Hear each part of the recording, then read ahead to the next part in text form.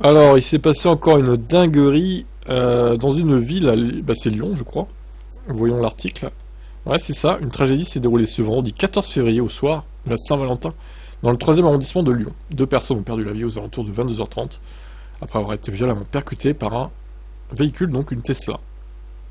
Alors oui, on va en parler, parce que c'est Tesla, on en parle ici. Après, ça pourrait évidemment concerner d'autres marques, je dis pas le contraire, mais bon. Selon les premières informations, le ou la conductrice d'une voiture de marque Tesla aurait perdu le contrôle alors qu'elle circulait sur l'avenue Félix Faure. Relate le progrès, le véhicule aurait d'abord percuté plusieurs voitures en stationnement avant de faucher les deux victimes à l'intersection de la rue du Lac. Sur place, les secours composés d'une quinzaine de pompiers sont rapidement intervenus, mais n'ont malheureusement rien pu faire pour sauver les deux personnes touchées. L'identité des victimes n'a pas encore été dévoilée. Oh là là. Ça se trouve, c'était un couple qui se baladait pour la Saint-Valentin, et au final, ils se font faucher par une voiture, une Tesla, donc c'est terrible quoi.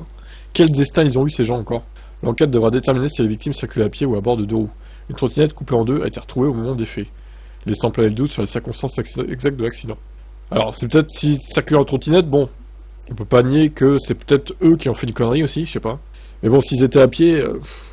Le drame s'est produit dans une zone actuellement en travaux pour l'aménagement de la future ligne de bus à haut niveau, reliant Pardieu à 7 chemins. Suite à l'accident, un important périmètre de sécurité est mis en place, entraînant notamment la déviation d'une ligne de bus.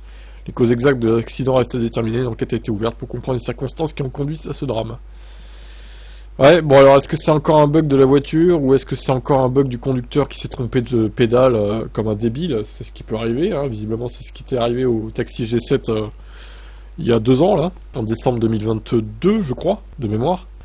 Donc possible, et on va attendre les conclusions de l'enquête, et s'il y a des nouvelles, évidemment, je viendrai faire une autre vidéo.